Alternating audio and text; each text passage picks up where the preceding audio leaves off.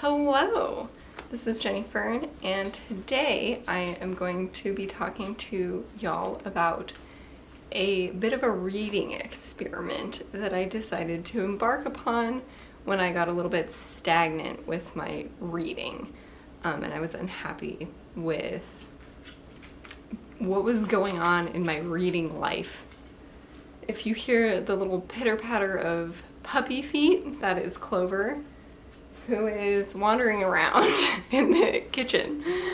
So, also, this is a part of my attempt to post a video every day in July. So I hope you stick around for that.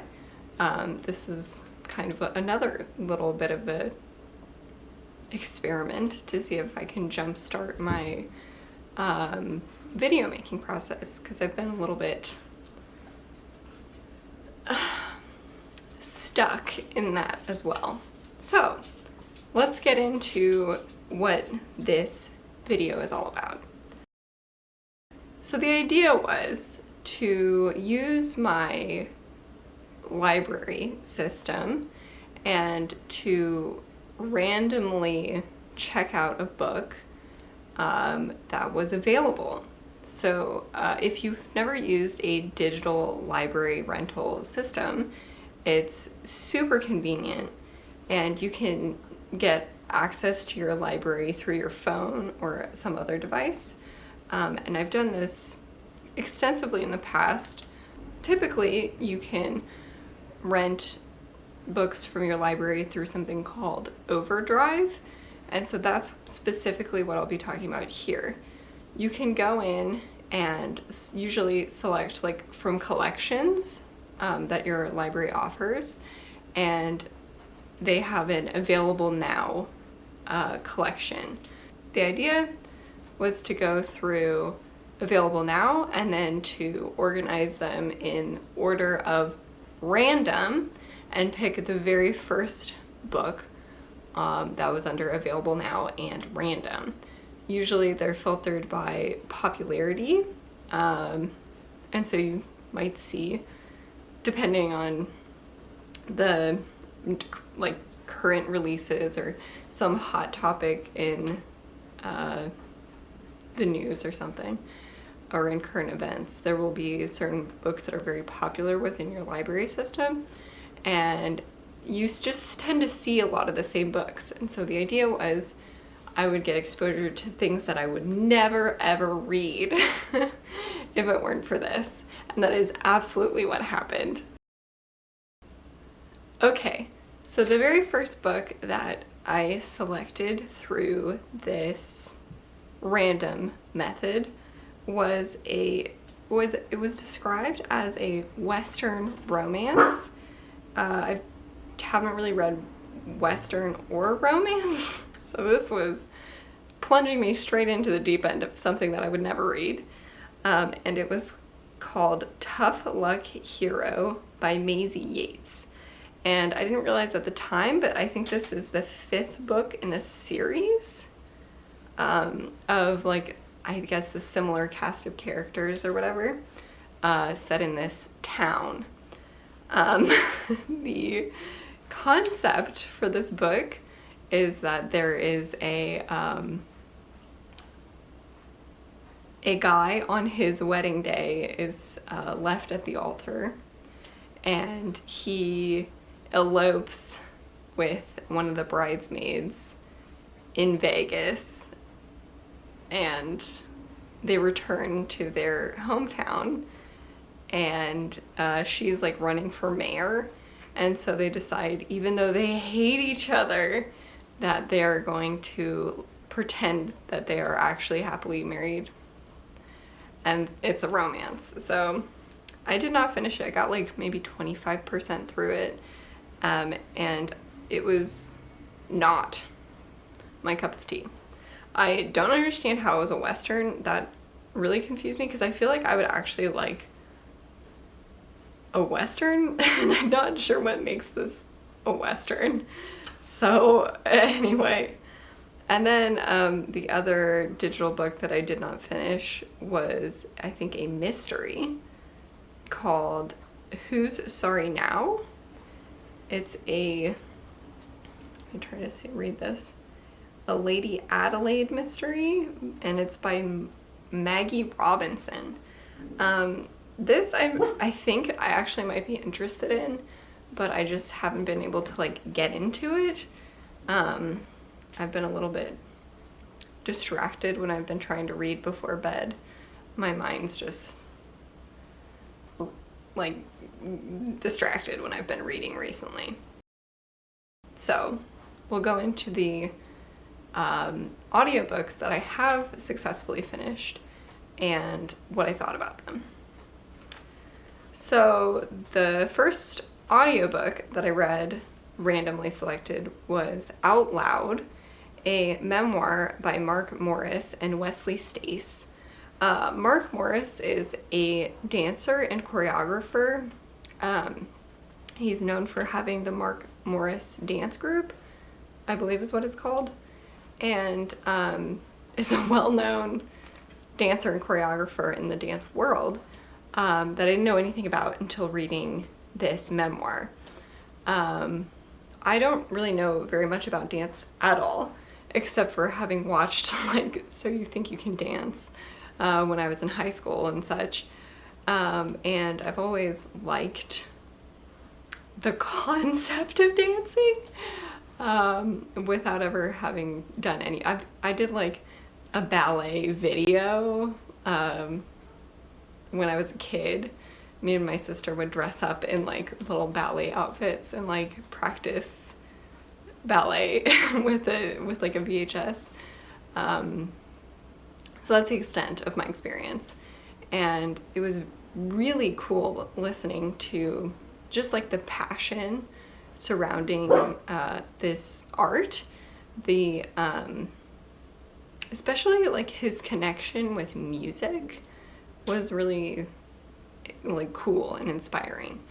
He has a lot of opinions that he shares about various subjects, and also goes into like his upbringing, and Clover is unhappy with some neighborhood noises that are happening. So he goes into some of his like life thoughts, more than just the dancing. So the dancing is a huge part of it, obviously, because it's a huge part of his life. And then there's just like philosophy and stuff like that about various things. Particularly found interesting his discussion about like religion, and also about various places that he's visited, and the idea of like a religious experience through dance, like the magic of like rituals and stuff, was very interesting take. I quite liked this. Definitely wasn't something that I would have picked for myself, but I did like it. I was surprised by how much I liked it. The next book that I read was Roses and Rot by Kat Howard. This was kind of like a fiction. This is a novel. And it's about, it kind of seems like young adult, but it might be considered new adult, although I wasn't sure really if that genre still existed. So keep that in mind. It's about a woman who is reconnecting with her sister. They've had a very abusive mom who seems to have like really strong narcissistic tendencies. And they're struggling to patch up their sisterly relationship.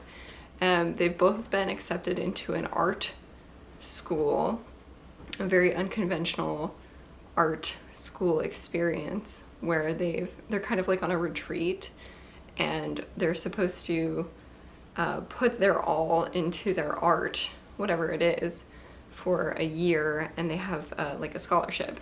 And so they're living all together with various types of artists. So the main character, she is a writer, and her sister is a dancer. And then, this might be slightly spoilery, but there's fairies involved, or fae involved. I don't know that much about I don't have a huge experience in fairy tales, which are very important in this book, and also specifically like the Fae are important, which I also don't have that much knowledge about, except for some very indirect knowledge about fairies from a permaculture gardening channel called Bealton Cottage by this Irish woman who talks a little bit about fairies and stuff like that. So yeah, that element of it was kind of weird and unexpected, and felt a little sudden and disjointed. So that was kind of weird, but it was fine. I was down for it. I was in for the ride. It was okay. The next book that I read was called The Queen's Secret, a novel of England's World War II Queen by Karen Harper. This is about Queen Elizabeth II's mother, who's also named Elizabeth, and she's, I think, called the Queen Mother now, to not have that confusion. And yeah, this is about her secrets. She has a couple main secrets which are revealed throughout the book. One is that she is not biologically her mother's child, that their family chose to have her and her brother through a maid giving birth to them. And so that was a secret that she'd kept from her husband, the king, and also that she had been pursuing the king's older brother when she was younger, and that her relationship with him is very bad for reasons that I won't spoil. So those are the main secrets. She also wrote a dossier about the former king, the king's older brother, his wife, who was an American actress, I'm pretty sure, saying that she picked up sex tricks from China or something crazy, something ridiculous. I particularly enjoyed the interactions of the king and queen with important political players of the time, people like Churchill, FDR, Eleanor Roosevelt, and Eisenhower, and kind of the strategy of war, the sequence of events of how London was bombed and the different war tactics that were used. I found that stuff actually pretty interesting. My one criticism of this book is that it takes a few of the facts of the queen's life and just keeps reiterating them in a way that seems a little bit unnatural to me. So I think that's one thing when you're doing a novel of a real person's life, you might overemphasize the importance of certain factual pieces, and they just kept kind of coming up in ways that didn't seem natural. But I did quite enjoy this one. The next book that I read was a short novel. It's a middle grade book. It was only about 3 hours listening to it. And this was The Invention of Hugo Cabret by Brian Selznick. This is the story that a movie is based off of. I don't know what the name of the movie was. I saw the movie for some reason, probably didn't watch all of it, but it was on TV. And I realized as I was listening to this book, I was like, oh, I've seen this movie. I didn't realize that it had been a book. But it's about a boy who lives in Paris, I think, and he maintains the clocks in a train station, and sorry, these are the things that I'm a little bit fuzzy if these are accurate. And his father has died. His uncle who was supposed to take care of him has gone missing, and he is kind of on his own, stealing to survive, and he's also trying to refurbish this automaton that had been discovered by his father in the museum that he'd worked in. And so he's slowly trying to piece it back together and to get it working again. And this becomes connected with a famous filmmaker.